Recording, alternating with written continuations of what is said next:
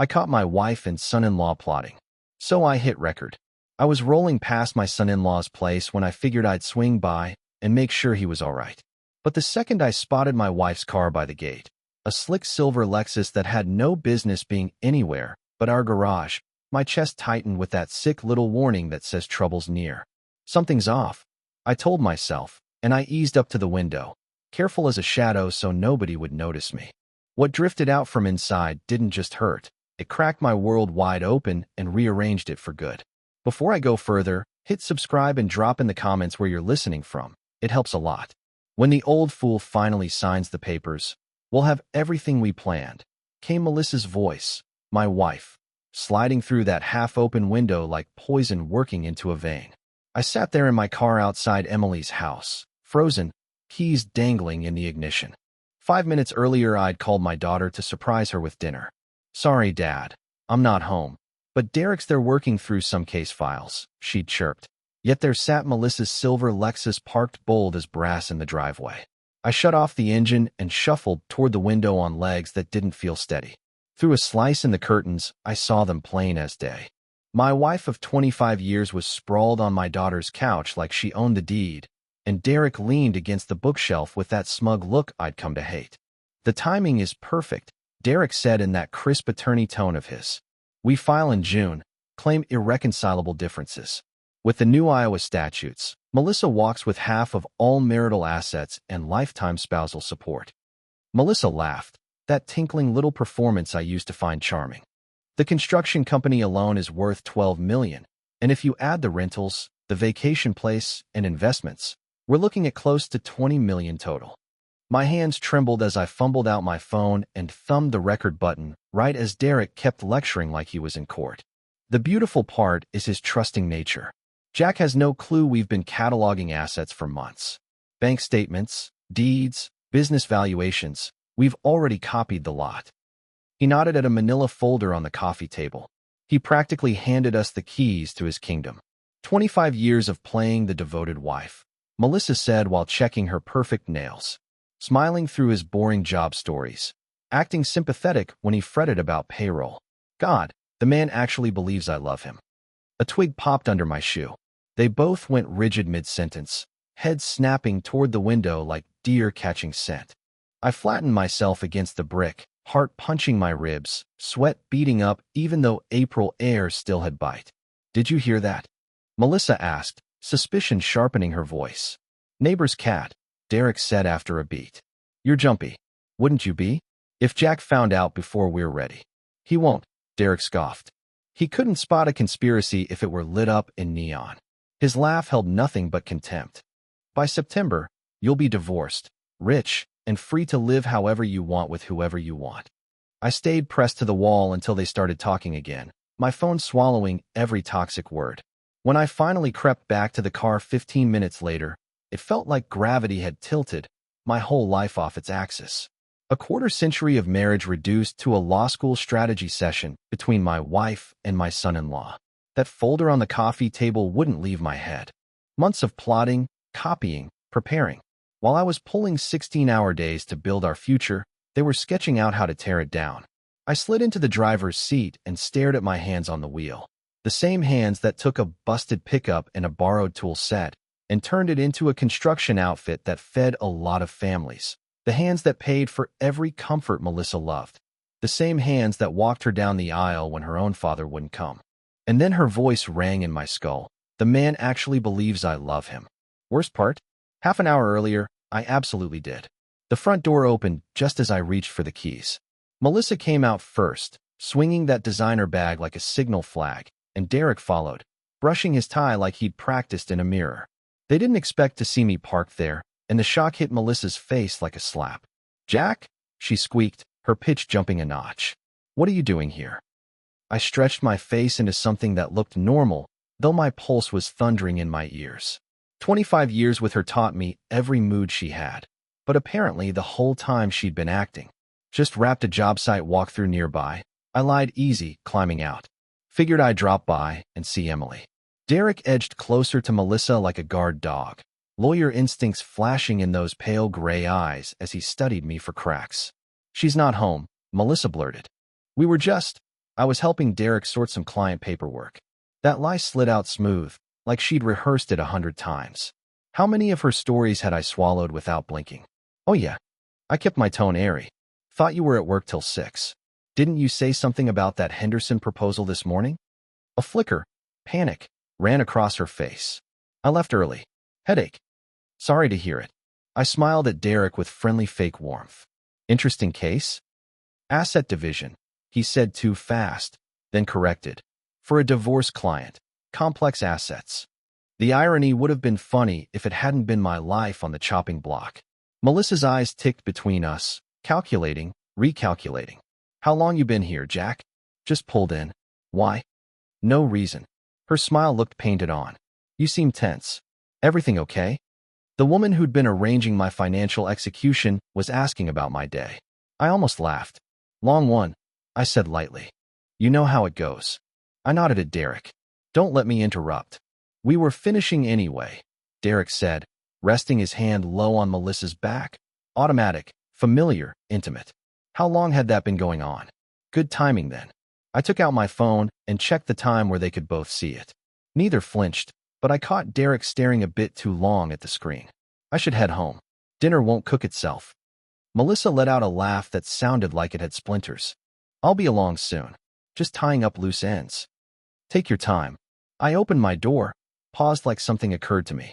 Oh, Melissa. Dr. Patterson's office called to reschedule your physical. Said it conflicted with work? For one beat, her face went blank. The look people get when a lie gets caught under a spotlight. Then she recovered. Must be a mix-up. I'll call them. Sure, happens. I slid into the seat, heart pounding. See you two later. In the rear view, I watched them freeze until I turned the corner, then crowd together, talking fast. Looked like all three of us were dancing around the same lie. They suspected I might have heard something. I knew they were gearing up to ruin me, and every one of us was pretending life was normal. Melissa would head home in her own car, armed with excuses for leaving work early and for popping by Derek's. But she didn't know about the 43 minutes of clean audio on my phone that would blow all this up. I merged into traffic with steadier hands than I'd had in an hour. Shock bled off, replaced by something colder and clearer. They thought they were playing chess while I fumbled with checkers. They were about to learn I knew the board better than they did. The 15-minute ride home came and went on autopilot. Lights, turns, muscle memory. My Honda eased itself into our circular drive past the manicured beds Melissa insisted someone else maintain and the fountain she just had to have for our 20th. I sat there looking at the house I framed in 1995 with my own hands. Every board, every nail, every detail had been my love letter to a woman who was now plotting to take it. I opened the front door to a silence that felt different. Not peace, hollowness. Melissa used to fill these rooms with chatter, updates about her day, complaints about neighbors, excitement over new purchases. Now I wondered how much of it had just been performance. The wedding photo on the mantel pulled my eyes first. December 15th, 1987. Melissa glowing in ivory silk, me stiff in a rented tux, both of us beaming with what I believed was honest joy. She was 22 then, a secretary at Dawson and Associates downtown. I was 37, a construction guy finally clearing real profit after a decade of 12-hour days and ramen. We met at their Christmas party. Dawson was a client I'd remodeled that spring. Melissa laughed at some awful joke I made about concrete mixers, silver bell laugh that reached in and squeezed my chest. When I asked her to dinner, she blushed and said yes so fast it felt like she'd been waiting. Our first date at Romano's ran past midnight. She listened like no one ever had while I talked about building something that would last longer than we would. Houses for families, places with weight. You're not just building structures, she said, touching my hand. You're building homes. I proposed 6 months later. The kitchen table still had our 25th anniversary card from December, Melissa's pretty cursive in blue ink. To my wonderful husband, thank you for making all my dreams come true. Here's to 25 more years. All my love, Melissa. All my love. Now those words tasted sour. In the living room, Emily's baby photos lined the built-ins I'd made while Melissa was pregnant. June 8th, 1995.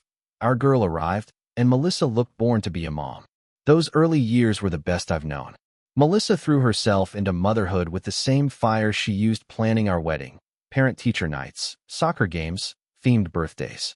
She documented everything with fierce pride.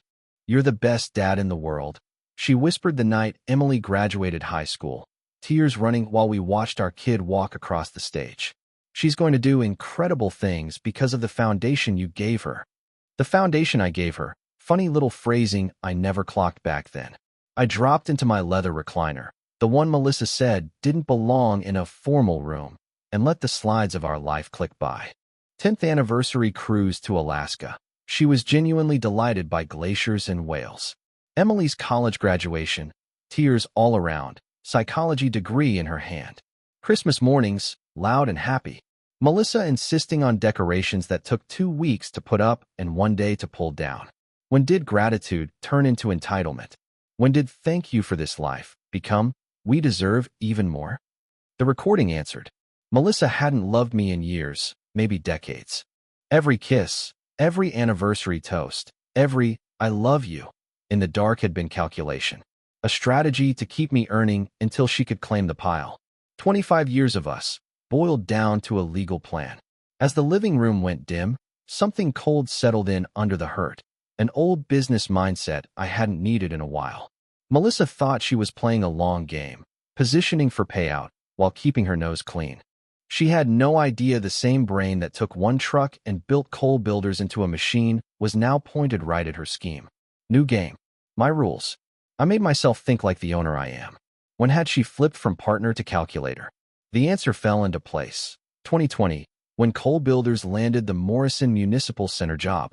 $50 million over 3 years. Our biggest contract ever. I came home that April thinking we'd pop champagne, maybe celebrate properly. Instead, Melissa sat at the kitchen table with a real estate magazine and a calculator. "This means we can finally get the house on Elm," she said without looking up, "the one with the circle drive and the pool. The Hendersons want 4. 2. No congratulations. No, I'm proud of you. Just shopping lists for my sweat. Melissa, I haven't even started. We still need approvals, subs, design rounds. But the money's guaranteed once you sign, right?" she asked, finally meeting my eyes, green and calculating. We argued 2 hours. She had expenses mapped to the penny. New house, club membership, luxury cars, big European trips. Not our expenses. Hers. Back then I chalked it up to excitement. By 2021, the wish list sounded more like demands. Country club was non-negotiable when the Pattersons joined Riverside Hills. Our perfectly good Wisconsin cabin became embarrassing next to the Johnsons' place in Aspen. She dropped hints about wives whose husbands know how to treat a woman. Our bedroom split happened slowly. I blamed age and stress. "You're snoring," she said, though for 23 years she'd slept like a baby. Even dinner talk turned into scorekeeping. What other families had? Wardrobe. "Sarah Mitchell's husband bought her a Mercedes for their anniversary," she said last month, slicing salmon like a surgeon. "Just because he appreciates everything she sacrificed." Sacrificed. While living in comfort, I bled to provide. After Emily's wedding in September 2023, Melissa got real cozy with Derek professionally. Suddenly, she had an interest in property division and spousal rights. For a friend. Phone calls pulled her into other rooms. Book club, volunteer committees, that somehow lined up with Derek's schedule. Now I knew what those meetings were. I replayed bits of today's recording. "Derek, we've been documenting his assets for months." Melissa, 25 years of playing the devoted wife. Her new questions about my financials made sense. The sudden interest in valuations, the push for joint views on all business accounts while keeping her own credit cards strictly separate. She'd been casing the joint while I was building it. But Melissa made one big mistake. She forgot who I am. I didn't build coal builders from a single truck because I'm a nice guy who can't do math. The same brain that negotiated labor, wrangled city contracts, and survived 3 recessions was awake now, and angry. They thought they were playing chess with a man who didn't know the rules. She'd been inching her pawns forward for months, believing I'd never noticed the board. She was about to find out I see the whole table. I headed to my office. Files from 35 years lined the built-ins. Returns, contracts, deeds, partnerships, everything Melissa thought she'd quietly copied. But she didn't know the most important truth. The real value wasn't on those shelves. I pulled up my contacts and tapped a name I trust. Mark Weaver, my accountant and friend. The only guy who knew about the perfectly legal, fully documented offshore structures I set up long ago for tax optimization. Time to make a call that would change the day. 3 days of clean, methodical work turned my office into a war room. 2 laptops hummed on the mahogany desk I built 15 years back, screens filled with bank data, legal databases, and property records. Yellow legal pads covered everything, columns labeled assets, weak spots, timeline, leverage. I shaved smooth that morning, put on my best navy suit, and slipped on reading glasses Melissa always said made me look distinguished. Amazing how fast grief hardens into strategy when you've got 3 decades of business under your belt. Mark was even more helpful than I'd hoped. Those offshore accounts? 3 separate vehicles, legal, documented, and invisible to anyone who wasn't a forensic pro. Melissa's amateur scavenger hunt had missed the crown jewels. She cataloged the showroom while the vault sat in plain sight, locked tight. But Melissa had been busy too. Her card statements painted a loud picture. $47,000 bled out over 8 months into a joint savings I'd never opened. Beneficiary? Derek Thompson. So they'd been tying themselves together financially long before they got brave enough to map out divorce timelines. Luxury lunches at Riverside, $300 spa days, designer splurges that always seemed to hit on book club nights. And then the kicker, a designer bag for $8,500 last Tuesday, after telling me grocery prices were killing us. Derek's cracks showed even better. Construction buddies told me he swam in debt, $180,000 in student loans, an $8,500 per month office lease he kept for image, and a habit of cutting corners when cash got tight. Thompson's sharp, Jim Dawson told me over coffee. But he's champagne taste on a beer budget. Owes 3 of my subs about 25 grand total. Swears he'll pay next week, then vanishes. The State Bar site showed 2 ethics complaints tossed in the last year, both about client funds. Dismissed, sure, but stains don't wash out easy. 72 hours of digging later, I leaned back and looked at the board. Melissa and Derek had underestimated their opponent by a mile. They saw a trusting husband who worked late and didn't fuss about household spending. They missed the engineer brain that turned 1 truck into $12 million a year. My phone lit up with Emily's name. "Hey, kiddo," I said, keeping my voice even. "How's your day? Dad, can I ask you something?" She sounded like she does with patience. Neutral, careful. "Is everything okay with you and Mom? There's this weird tension when you're both around." I tightened my grip. How much did she know? How much had Derek let slip? What makes you ask? Little things. Mom's stressed about money, and that's weird with how well business is going. And Derek keeps asking me about your company structure, partnerships, who controls what. She paused. Feels like they're fishing for info. Fishing? She'd sniffed out predatory behavior using her training. Probably just curiosity about business, I said carefully. Your mom's always liked to feel secure. Maybe. She didn't sound sold. Dad, if something was really wrong, you'd tell me, right? What was I supposed to say? That her mother was planning to gut me financially, and her husband was the butcher? Of course, I said. Everything's fine. Just business pressure. After we hung up, I stared at the notes. Derek had been pumping my daughter for structural details. Their net was wider than I'd realized. Time to feed them exactly what I wanted them to swallow. My secure line rang. Sarah Lynn, my accountant of 12 years, voice crisp. "Jack, I've got your asset protection documents drafted. When you mentioned updating estate planning, I went ahead and modeled optimal structures." She paused. "This isn't just estate work, is it?" "Domestic threat," I said. "I figured. Sarah's handled 3 divorces for our foreman. She knows the terrain. I'll have package ready by noon," she said. "Once you sign, business assets are walled off from personal fireworks. Whoever thinks they can raid your personal side won't see the real money." By 10 a.m., I was across a table from Tom Bradley, president at First National and my golf partner 15 years, sitting in a room that smells like coffee and leather where we've inked more than a few loans. "Security sweep," I said, sliding papers over. "Freeze every joint access point until IDs are verified." Tom lifted an eyebrow. "All joint accounts, credit lines, auto pays?" "Every last one." "May I ask why?" "You may not," I said with a smile. "How fast?" "Immediate on signature. All parties get a notice requiring in-person verification, photo ID plus secondary docs." This will annoy Melissa, he added. That's the idea. The holds hit at 11:47 a.m. right as Melissa sat down for her weekly lunch at Riverside with the construction wives. My phone pinged the first decline transaction at 12:03. By 12:15 she called, full panic, but wrapped in polite. Jack, something's wrong. My card got declined. Bank says there's a security hold. Do you know anything? No mention of the secret joint with Derek. No apology for the $47,000 she siphoned. Security hold? That sounds serious, I said. What triggered it? They said identity verification.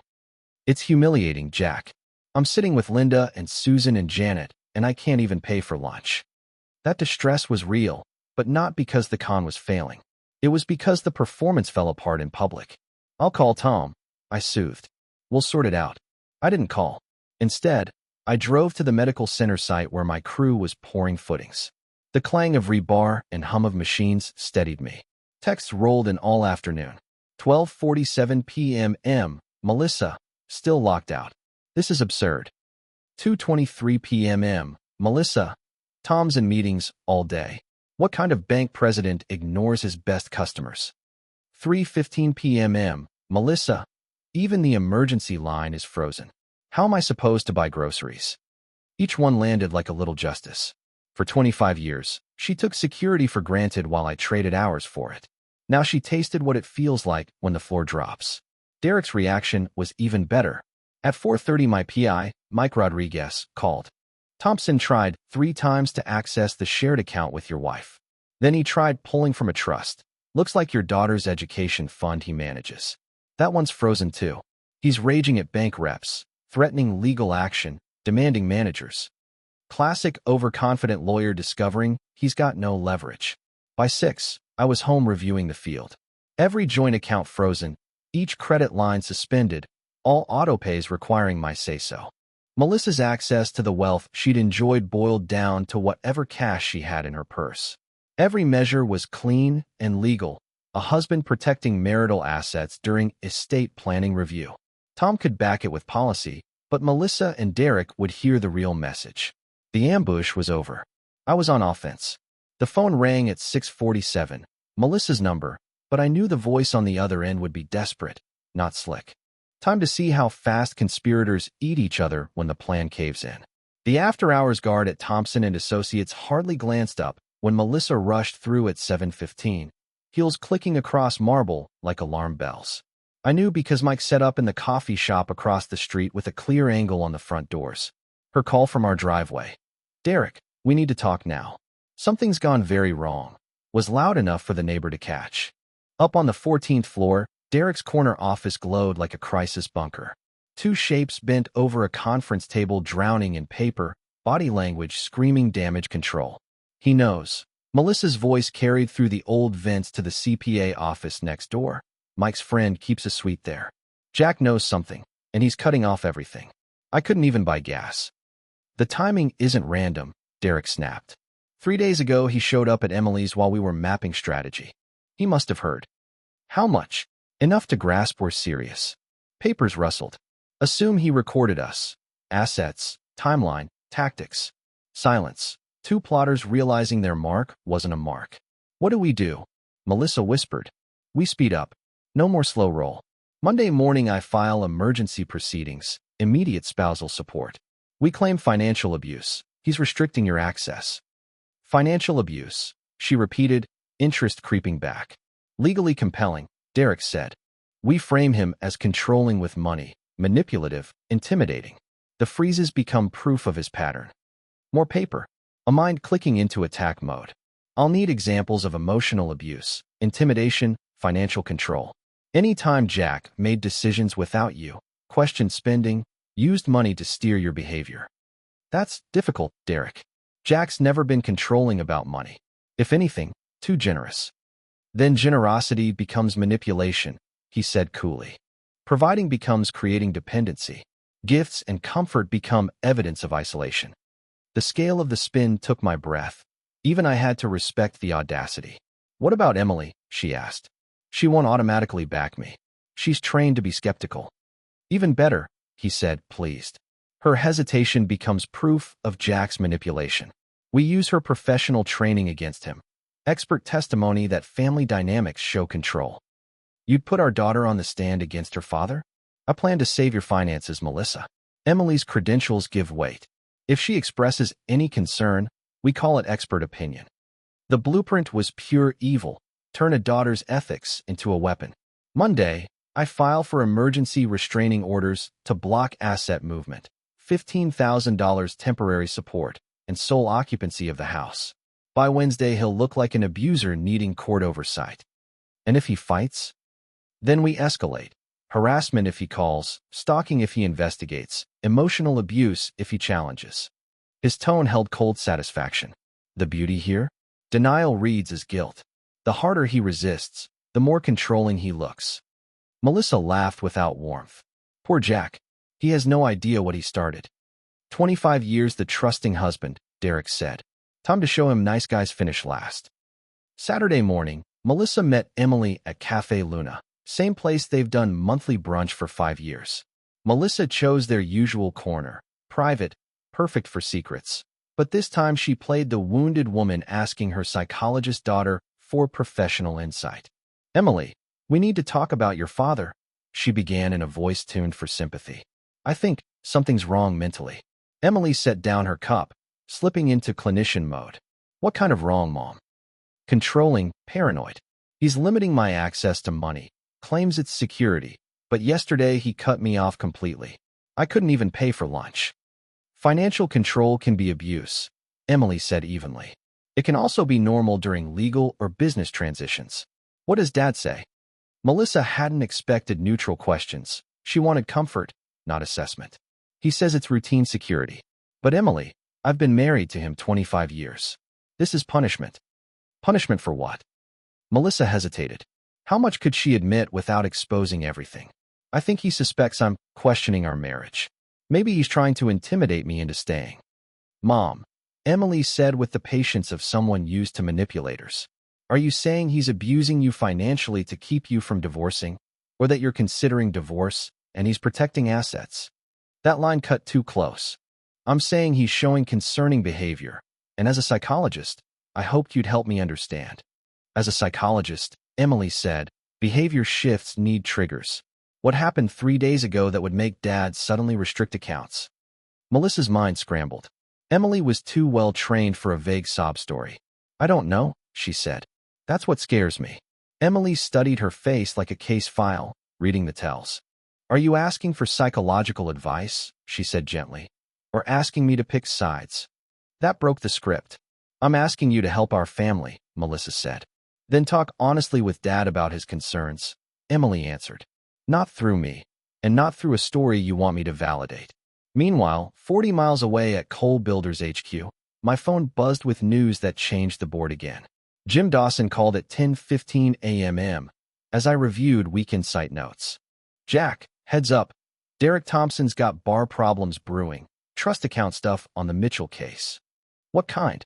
3 subs filed complaints. He collected from the client, but didn't pay the trades. Classic trust violation if it sticks. How bad? Bad enough the bar set a hearing next week. He's scrambling to find 23 grand to make people whole before the axe falls.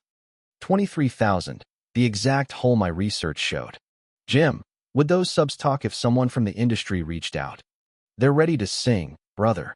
3 hours later, I'd made calls to Bob Martinez, waiting 8 months for $7,400. Steve Chun, owed $9,200 since October. And Randy Foster, still missing $6,500 from November. I framed it as due diligence before hiring Derek for future work, professional courtesy, and they poured out the story, promises, delays, blame on clients and courts. By 1 p.m., I had written timelines and amounts, a pattern of using client trust like a piggy bank. At 2:30, I called the bar's complaint line. I'd like to report attorney misconduct, I said calmly. Daniel Thompson's repeated trust account violations and misleading statements to construction professionals. I filed names, sums, dates, and offered witnesses. By 4, the bar had called Derek's office for expedited records and a mandatory hearing time. The foundation of his confidence, his license, was suddenly shaking. At 4:47, Mike texted, Thompson just carried 3 file boxes to his car. Want a tail? No need, I replied. I know exactly where he's headed. Straight to Melissa. Panic tends to reroute judgment. Let them panic. That's when the mistakes come easiest. 2 days of chaos gave Emily time to think. She drove to my office ready to face things square. Sarah at the front, the best secretary a company ever had, hugged her like family. He's expecting you. Emily walked in with that steady clinician posture. Dad, we need to talk about you and Mom, she said, voice neutral. I've spent 2 days analyzing what I've seen, and I want your side. What has your mother told you? That you're controlling, financially manipulative, possibly emotionally abusive. She sat across from me, hands folded neat. She wants me to use my credentials to support her as a victim. And what do you think? I think Mom tried to manipulate me the way she's been manipulating you. Her eyes, green like Melissa's but clear, held on mine. Show me the evidence. I need to hear what you heard. I hesitated. Pressing play would shatter whatever image she still had of her mom and husband. But Emily is 30, licensed, strong. I hit play. Melissa's voice filled the room. When the old fool finally signs the papers, we'll have everything we planned. Emily didn't react at first, trained calm. She listened to her mother mock our marriage, to Derek map timelines and seizure strategies, to their plan to use Emily's own credentials as a weapon. When Melissa said, 25 years of playing the devoted wife, I saw Emily's hands clench, then release. The recording ended. How long have you known? She asked softly. 6 days. I overheard at your place last Tuesday. And you've been building a defense while acting normal? Something like that. Mom asked me to diagnose you, she said, anger peeking through. To sign off on a lie. I'm sorry you're in this. I'm not, she said, standing straighter. I'm glad I know. The question is what now? That's your call. I won't ask you to pick sides. I already did, she said, standing. I choose truth. I choose evidence. I support the parent who didn't try to twist my ethics. Relief washed over me, and worry for her. And Derek. What about him? She said, voice like ice. My husband teamed up with my mother to destroy my father and exploit my license. That marriage is over. Emily. I'm not angry, Dad. I'm clinical, she said, heading for the door. I'll testify honestly if needed. But I won't be anyone's weapon, not yours either. I understand. Good, she said. I have one more thing to do. 20 minutes later, she walked into her own living room, where Derek sat with files and a half-empty whiskey bottle. We need to talk, she said, setting her purse down with deliberate calm. Rough day, he muttered without looking up. Barrett deposition got pushed. I know about the conspiracy, she said. His head snapped up, mask slipping to raw fear. What conspiracy? The one where you and my mother planned to wipe out my father while piggybacking on my professional status. I think you're misunderstanding. 25 years of playing the devoted wife, she quoted. Color drained from his face. How much did you hear? All of it, she said, cool. Asset strategy, timelines, your fees, Mom's performance notes. Tell me, was our whole marriage part of the plan? 3 days later, Melissa discovered social collapse moves faster than the courts.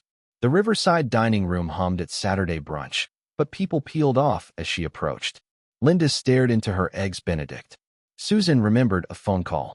By the time Melissa reached her usual table, she knew the secret was out. Melissa, dear. Janet cooed, saccharine sweet. We missed you at the planning meeting. What meeting? Oh, you didn't get the message? We had to reorganize. You understand. Calls went unanswered. Invitations dried up. Doors closed without being slammed. Meanwhile, I ran my own quiet campaign. 35 years of honest work buys you something legal tricks can't. A reputation. Lunch with Tom Bradley. I mentioned family issues in the lightest way, just enough truth without bitterness. Melissa and our son-in-law made concerning plans, I said. I had to protect the company. Genuine sadness carries farther than gossip. At the chamber board that evening, when Jim asked about the fundraiser Melissa skipped, I told it plain. Sometimes you learn people aren't who you thought, I said. 25 years, and it turns out she was planning. Well, I'm grateful I found out now. By Sunday night, Melissa's social isolation was complete. The country club reviewed her membership. The charity board accepted a resignation she didn't submit. Derek's fall matched hers. 3 clients cut him loose. Miller Industries, worth $200,000 a year, sent a letter citing judgment concerns. From our thin townhome walls, I heard Melissa's Sunday night meltdown. Everyone knows, Derek. I can't show my face. We'll file emergency motions Monday and force Jack to defend, he said, but his voice wobbled. Before what? Before you lose your license? Before I move in with my sister in Minnesota? They argued until midnight. Two people learning shared guilt doesn't equal shared solutions. Monday morning, Melissa tried blitzkrieg lawyering at a downtown firm known for scorched earth. The glass conference room looked down on the courthouse where she wanted to bury me. Mrs. Harris, the attorney said after reviewing her file, your husband's asset protections appear standard and legal. Joint account restrictions during marital conflict are common. It's financial abuse, Melissa insisted. He's controlling the money we earn together. Money he earned, according to 25 years of tax returns, the lawyer said evenly. You haven't worked outside the home since '89. Melissa reddened. What once felt like luxury now looked like dependency on paper. What about emotional abuse? Intimidation? What incidents can you document? Silence. Alan, me, never threatened, never isolated, never monitored. Melissa had nothing but her story, and the story didn't match facts. Across town, Derek found out bar investigations can move fast when trust accounts are involved. Mr. Thompson, the committee rep said on the call, we have additional complaints regarding client funds used for personal expenses. Pending resolution. That's false, Derek said too quickly. We have Martinez electrical invoices 8 months old, the rep said, but your client settled 6 months ago. Where are those funds? In Derek's personal checking account. Rent, loans, lifestyle. Administrative delays, he muttered. Formal hearing Thursday morning, the rep said. Bring 18 months of complete records. By Wednesday night, they were cornered. In Derek's half-empty office, Melissa announced, we have to file domestic violence claims. It's the only way to force him back on his heels. False claims are felonies, Derek warned. Considering the evidence, he probably has. What evidence? She snapped, then went quiet remembering the recording. We can reframe. You supply the law, I supply the victim narrative. If this fails, it's prison, he said flatly. If we don't try, I get poverty and you get disbarred, she answered. At least this way we go down swinging. Thursday's restraining order hearing would either land their Hail Mary or hand me more proof. They didn't know I'd documented every call, every meeting, every lie. I wasn't just defending anymore. I was building a case. The Davenport County Courthouse felt different on May 1st, as if 3 decades of honest dealing had weight you could set on a bench. Judge Patricia Hendricks runs domestic relations like a tight ship, no patience for circus acts. Melissa sat at the plaintiff's table with her shark attorney, dressed like a handbook photo of a frightened wife. Conservative dress, light makeup, nervous hands. Mrs. Harris, Judge Hendricks said, scanning the petition, you allege financial abuse and intimidation. What specific events made you fear for your safety? Melissa trembled on cue. For months he's restricted my access to money, monitored spending, and threatened what would happen if I left. What kind of threats? Financial. He said I'd be left with nothing, that he'd use his connections to ruin me. Last week he cut me off even for basics. I watched my wife perjure herself. Does the defense wish to respond? The judge asked. My attorney, James Morton, 30 years, straight shooter, stood calm. Your Honor, not only are these statements false, they're part of a deliberate plan to defraud my client. That's serious, counselor. We have a 43-minute audio of Mrs. Harris and her co-conspirator, Derek Thompson, plotting this strategy 6 weeks ago. Melissa went white. Her lawyer whispered frantically, but when your story's built on sand, there's not much to brace with. Exhibit A, James said, and connected the phone. Melissa's voice filled the courtroom. When the old fool finally signs the papers, we'll have everything we planned. We let it play. The judge listened to 25 years of marriage get mocked, to timeline and tactics, and the plan to weaponize our daughter's credentials. The man actually believes I love him, Melissa said on the recording, casual cruelty in stereo. When it ended, Judge Hendricks looked at her over the rim of her glasses. Mrs. Harris, any response? Melissa's mouth opened and closed like a fish pulled from water. Her attorney turned gray. Your Honor, motion to withdraw as counsel. I was not informed of these facts. Granted, The judge said flat. She turned to Melissa. Petition dismissed with prejudice. I am referring possible perjury to the district attorney. One rap of the gavel. Case closed. 2 weeks later, the divorce settlement showed just how badly Melissa had misplayed her hand. Documented deception nuked any claim to alimony, and the prenuptial she'd signed cheerfully back in '87 capped her take to the bare minimum. Derek's suspension turned into full disbarment when the bar tracked $127,000 missing from client accounts. Last I heard, he moved to Nebraska and files paperwork as a paralegal. Emily filed for divorce the day after our hearing, irreconcilable differences. She's building a practice around family therapy with a specialty in manipulation patterns. 6 months on, Melissa is working retail at the same mall where she used to burn through my money. The irony does its own talking. Cole Builders is steadier than ever. People rallied around. New contracts, stronger relationships, deeper trust. The house is quieter these days, but honest quiet beats staged laughter. No rehearsed stories, no calculated affection. Just rain on the windows I installed with my own hands, and a home that finally feels like mine again. Melissa was right about one thing. I really did believe she loved me. Now I know the difference between love and performance. If this story resonated, please like the video, subscribe, and share your thoughts in the comments. Want the next chapter? Click the box on the left. Thanks for watching.